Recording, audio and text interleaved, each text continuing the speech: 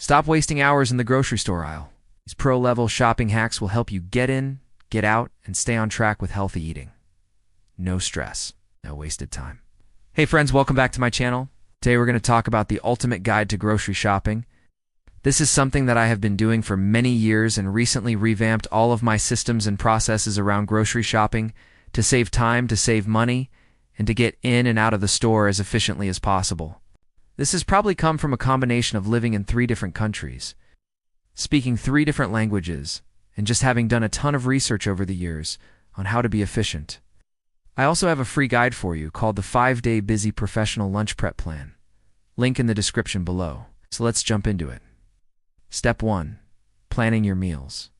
It sounds obvious, but if you don't plan your meals, you are going to waste food. You will buy things that you don't need. And so first, look at what you already have at home, and then decide what meals you want to make during the week. I like to write out a list of all the meals I want to make, and then go ahead and actually cross off the ingredients that I already have at home. If you are not yet familiar with this method, which is basically reverse meal planning, check out the video above. I made a whole video dedicated to this topic, and I really think that it changed my relationship with food and eating. After you have planned your meals, you'll have a much better idea of what you need to shop for. It's also a good idea to look up the recipes for these meals. Sometimes there are ingredients that you might not immediately think of, but that are actually crucial for the dish. I like to add all of the recipes to a shared document where I can easily access them from my phone while I am in the store. Step 2. Checking your pantry, fridge, and freezer. Once you have planned your meals, the next step is to check your pantry, fridge, and freezer. What do you already have? Are there any items that you need to use up soon? When I'm planning my meals, I like to take stock of what I already have, so I can incorporate those items into my meal plan.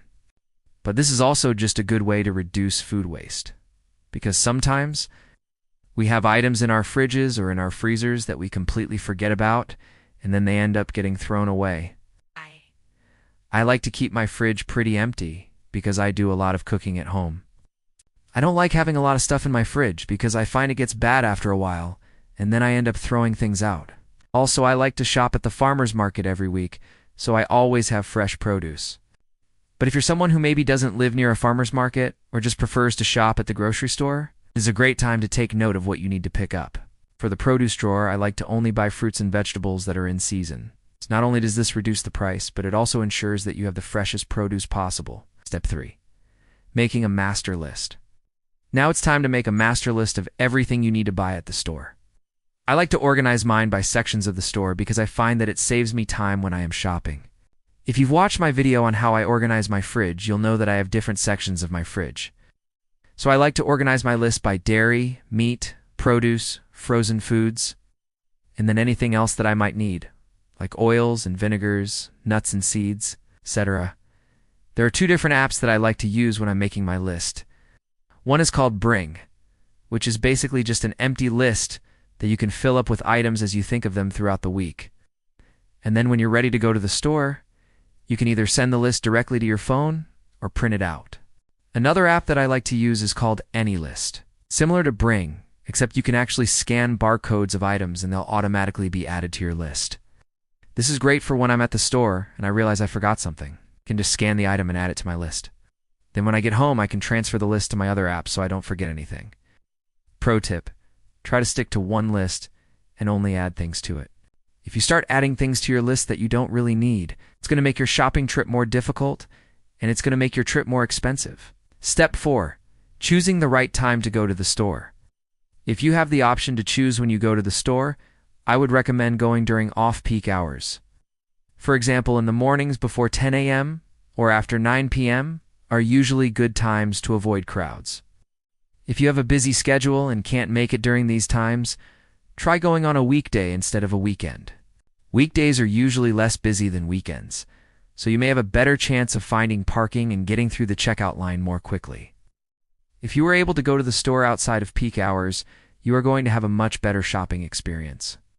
Stores are less busy, so it's easier to find what you need and get through the checkout line more quickly. It also means that you're less likely to be interrupted by other shoppers while you're putting away your groceries. Pro tip: I like to set a timer for myself when I'm in the store. This helps me stay focused and get in and out as quickly as possible. Step 5. Choosing the right supermarket. If you have the luxury of choosing where you buy your groceries, I would recommend checking out both the prices and the layout of the store before you commit. Some stores are just more expensive than others, so be sure to compare prices before you start shopping. You can also check out the store layout and see which one you prefer. Some people like the convenience of smaller stores with fewer aisles, while others prefer the wide selection of larger stores. One thing that I love about some supermarkets is that they have online shopping. You can put all of your items in a cart, and then someone else does the shopping for you. This is such a huge time saver, and I wish more supermarkets offered this service. If you're lucky enough to have a supermarket near you that offers this, definitely take advantage of it. Step 6. Being strategic about where you park. If you're driving to the store, be strategic about where you park. Park in a spot that's close to the entrance and away from other cars.